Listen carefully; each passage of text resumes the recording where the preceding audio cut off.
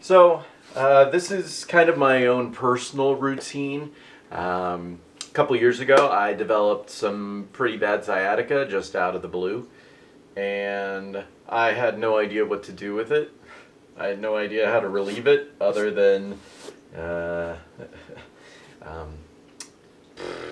substances from outside of my body putting inside of my body, you know, such as medications and earthly medications, and poisons at that too.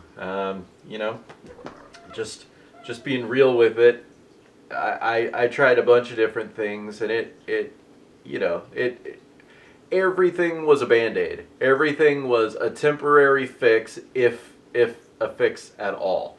And so I had developed my sciatica, and then about a month later, I started my yoga teacher training program. And my first several months were pretty hell. I wasn't doing myself any good because I didn't know what I was doing just yet. I was just starting to get into poses. I had very tight hamstrings. I had some severe, maybe not severe, but I had low back problems. And I didn't have much strength as far as in my abdominals or my hip flexors or anything that works to support you, and especially the psoas. The psoas. It's actually our main muscles of holding ourselves upright, especially in a seated position. So anywho, yes, love. So I'm going to go over a few of my own personal poses. Yes, I own them. No, it's kind of a personal routine. It's just a couple poses. It's rather quick. A cat sitting on my lap is not conducive to what I'm going to do, so I'm going to have to kindly ask her to find a different place to sit, just for a couple. Then you can get back on my lap, sweetie, okay? She's like, what about me? Where's my massage? These cats are spoiled. Okay, come on, sweets. I know, this is the second time during the video today that I've had to turn you away. Alright, love. Okay, so first thing is, hopefully I say it right, Kapotasana. King Pigeon Pose. So this is why I'm starting in easy pose. Essentially, it's easy pose. You know, sitting on the floor. I'd like to say that when I started my yoga program, there was no way this was possible. Absolutely no way. This would have been hard. I've always sat, you know, cross-legged on the floor like this. But not until I started my yoga program did I learn that I really needed to have my pelvis above my knees. Something about this position with the knees going up, it isn't like a proper position for the body to sit in. So after I started to do some work and find some relief with yoga poses, I noticed that I was able to put the tops of my feet flat on the floor. I could sit more upright. Yeah. All right. Enough about that. Let's get into a few of the poses. So the reason I sit like this is because you can extend your leg out, you lean over to the left, swing your right leg around, bend your knee.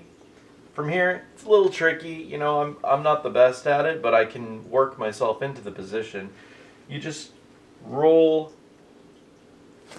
forward, keeping your left knee at pretty much a 90-degree angle. And so my right leg is a little bit out, so I'm going to press into the top of my foot, adjust my knee, and kind of send it back behind me relatively straight. From here, I'm going to walk myself down to my elbows, and for a lot of people, myself included, especially when I first started, this was pretty intense right here, and there was no way I could go any farther. When you get to this point and then you feel like you can go farther, you can either cross your arms and then rest your forehead on your arm, or you could even send your hands out in front of you and come down relatively flat to the floor. This is actually putting some pressure on my left ankle, and I'm not digging that right now.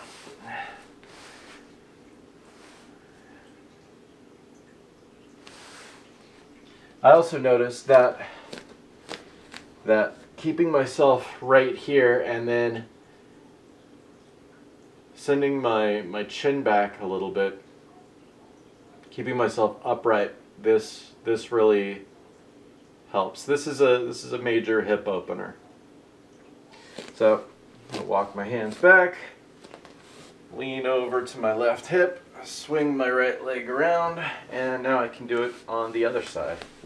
So put that leg in front of me at a 90-degree angle, lean onto my right hip, swing my left leg around behind, and then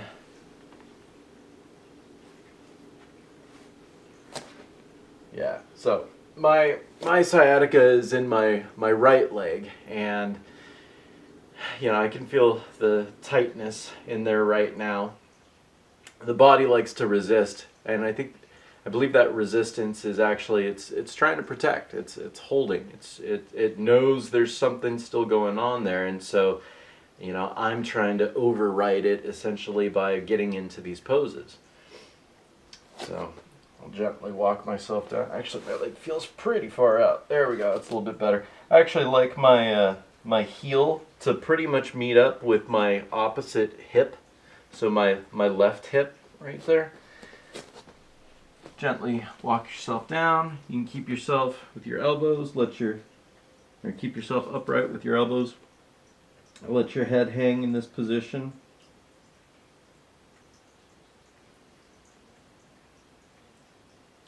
And this just opens up all this.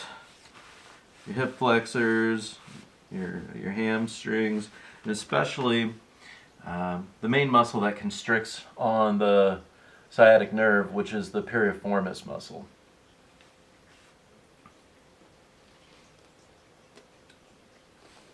Again, if you want to, you bring your head to the floor, keeping your arms out in front of you. I'm actually engaging my arms a little bit by pressing my hands into the floor just a little bit, but you don't have to stay here for too long. It can be intense. Take a breath or two. And when you're ready, push up into your hands. Again, I notice that this adds kind of a different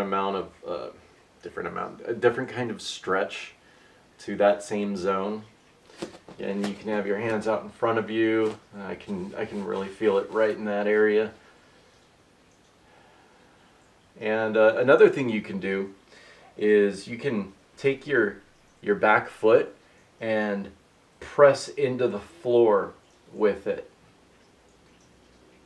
Just gently, like you're not trying to push yourself up, you're just activating or energizing. And you can kind of feel an extra sensation in those tight spots. Okay. And remember, always breathe. A lot of the time for myself, I found myself working myself into poses and forgetting to breathe while I was doing it. And you're not doing yourself any service if you're forgetting to breathe. The breathing is what really helps release muscles and relax. You know, if you're not breathing, your body's like holding and it's tight and it doesn't want to let anything go. But if you breathe and relax into the pose, that's where you can really find a lot of relief. All right. So next is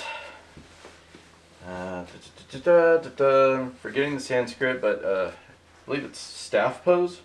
So this one was hell for me too. Now, if you notice, I adjust myself quite a bit, and I need to get into certain kinds of proper positions.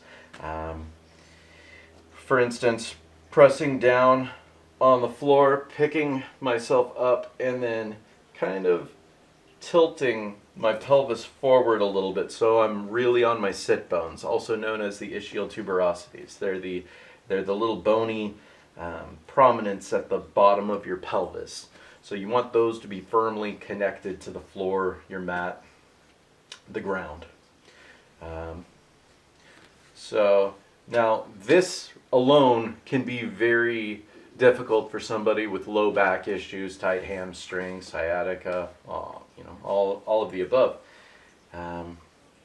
So I found myself just in this position quite a bit, just hanging out here, just again breathing, relaxing, holding myself upright.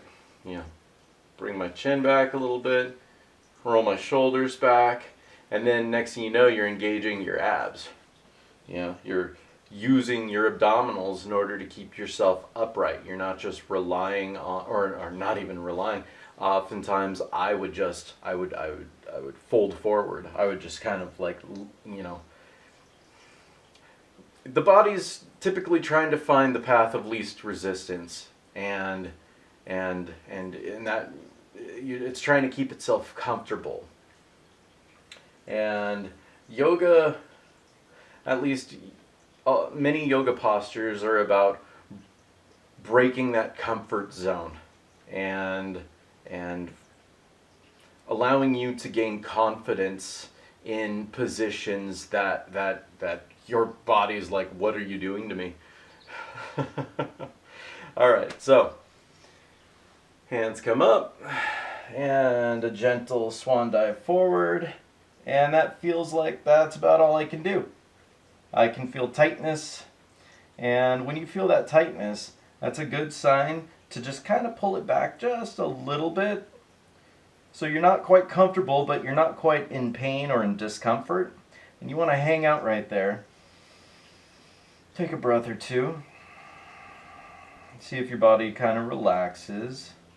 And if it relaxes, you might be able to go a little bit farther, sink a little bit farther. If not, no worries. Your body can change from day to day. What you achieved yesterday might not be achievable today, but that doesn't mean that it's not achievable tomorrow.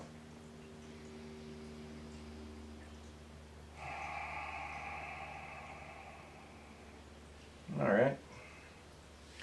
So from here, I like to keep one leg forward, bring the other leg right about to this position. My foot is just inside my thigh, and I'll go ahead and lift myself up again to adjust, make sure that both of my sit bones, the ischial tuberosities, are connected to the floor. Now, this puts a little bit of a strain on my low back. Again, it's one of these positions that, as somebody with a beer belly or a dad belly, whatever you want to call it, I don't have a 6-pack or an 8-pack abs. I have one ab, and it's round. And so it's important for me to go ahead and adjust and get myself in a semi-comfortable position. So from here, gonna inhale, bring my arms and hands up overhead, and exhale, folding forward, right hand coming to my ankle, or anywhere on your right leg that you can, and I'm going to reach for my big toe with my left. Is that how I'm doing it, or is it this way? Could be either way, actually. I actually think you grab your right toe with your right hand and your right ankle with your left hand. And then go ahead and bend your head down. Take a few breaths here.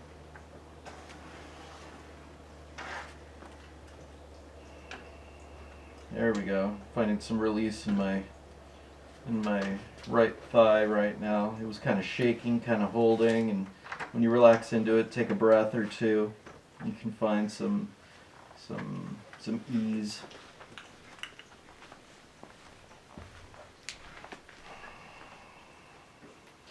Couple breaths, good enough.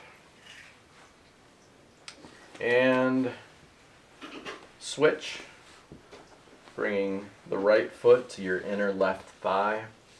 Again, I'm going to press against the floor, lift my bottom up, adjust so that my sit bones are both connected to the floor. Same thing, take a breath in, hands and arms come up, fold forward, left hand grabbing that big toe, and right hand grabbing your ankle or anywhere along your left leg. And exhale, and you can kind of fold into it a little bit more, find that resistance, find that discomfort, not pain, discomfort. And once you're there, let your head hang and take a couple breaths.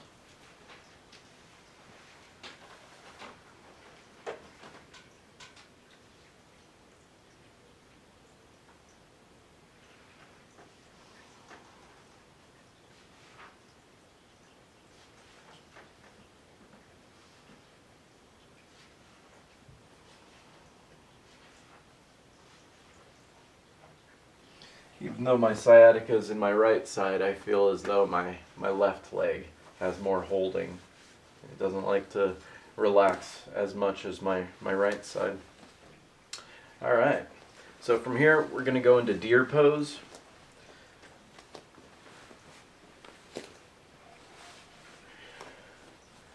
So I put my legs in a position of a pinwheel.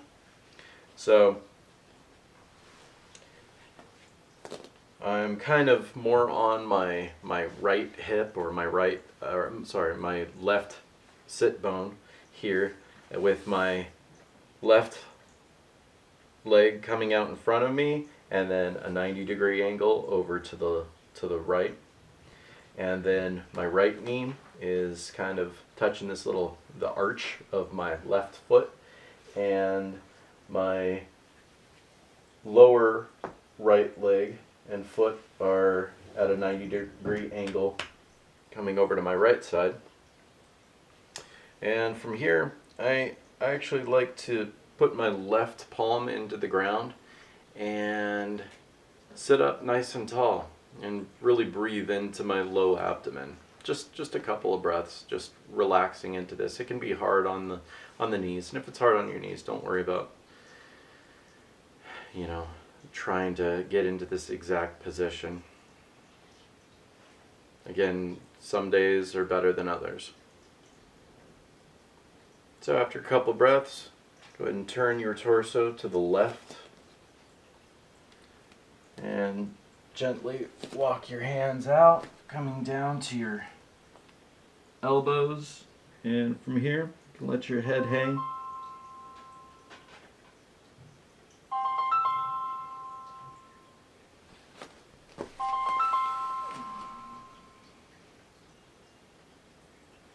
Stepping up your game, huh, bill collectors?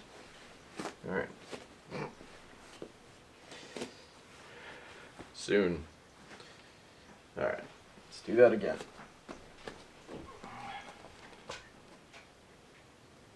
So from here you can just kind of chill out and relax, just kind of rest in the position. If you choose, you can activate it by pressing into your hands and pressing into your back foot and your left knee. So pressing against the ground. Just not like you're trying to pick yourself up like that, but just enough pressure against the floor, so it's almost like you're acting like you want to lift up, but you're not. Take a couple breaths.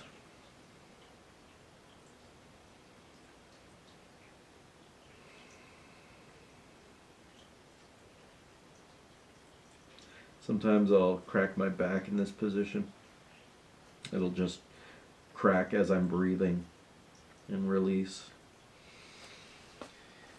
And whenever you're ready, press into your hands and come back up to an upright. Keep your head tilted down until your torso's fully up, and then bring your head up. From here, I like to windmill my left arm up, over and behind me, sitting up nice and tall. Bring my right hand to my left knee. So I'm going to grab and kind of pull a little bit, press into it. And what that does is that helps you lift your right hip. So you're looking for a stretch right here in that hip flexor region. And again, what I do is I press down with my right foot. I'm pressing against my left knee, or this motion pretty much, so the force is going this way, allowing me to lift my right hip and stretch this area out. And then you turn and look behind your left shoulder, and you even stretch your eyes in this. So my eyes are looking to the left as far as I can look. So it's kind of like this flow, this stretch, this energy going from your foot all the way up through your neck and even through your eyes.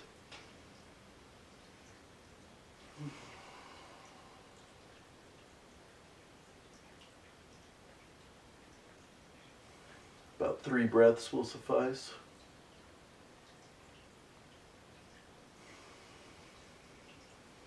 And release. And we're going to go send the legs to the left, your right. So again, lift up on my hips a little bit, adjust. I'm sitting on my right ischial tuberosity, or the sit bone. Plant my right palm into the floor. I like to pretty much use my other hand on my ankle. Right here I can feel compression in my kind of inner hip flexors here in the groin area. And so sit up nice and tall, take a breath in, send your breath down to your low abdominals.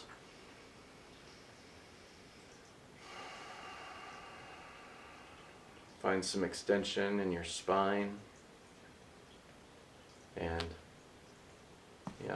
pay attention to your chin. If your chin's all the way out here, you're leaning forward too much. You want to kind of send your chin back. Give yourself a double chin. That's okay.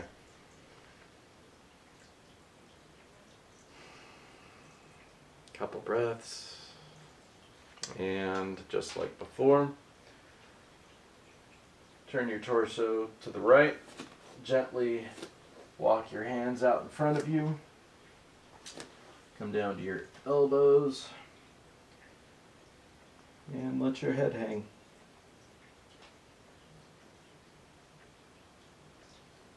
Keep sending your breath down to your low abdominals.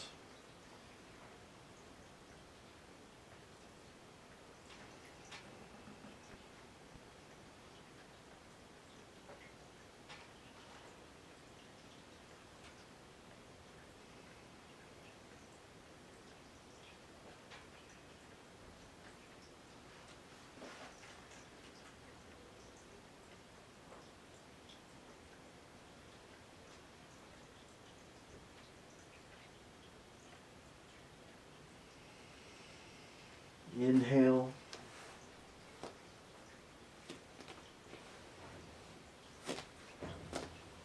Walk yourself back. Bring your head back upright. The very last. So in this position right here, I'm pretty sure I'm directly on my piriformis. And that's one muscle. Again, you know, that affects sciatica, and that is one muscle that I still have yet to have been able to release. I can feel it kind of, it's ropey, and I'm not sure if you could see that, like that ka-chunk. I don't even know if that makes any sense, but I'm kind of rolling over it, right? Come on, where are you? Come on. There. So when I get on it like that, I'll just kind of roll back and forth, just ever so slightly. I'm not in any pain or anything. I just feel it pretty tight. So I kind of massage it just by moving back and forth a little bit, a couple times. All right, now just like before, you can use your left hand to grab your right ankle and bring your right arm, windmill it up and over behind you, plant it on the ground, and again, I like to press in. So my force with my right foot, especially this area, right about my big toe, I'm pushing that part into the ground, and that's what's allowing me to stretch this portion and push it up. Left hand comes to right knee, force is going towards the left, so from the right to the left, against it. Turn, look over your right shoulder, and turn your eyes to the right. Let's do 3 breaths here.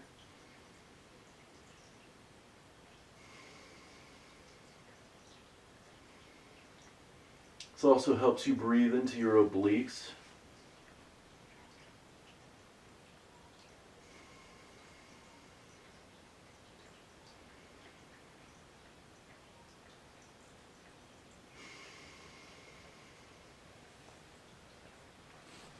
All right.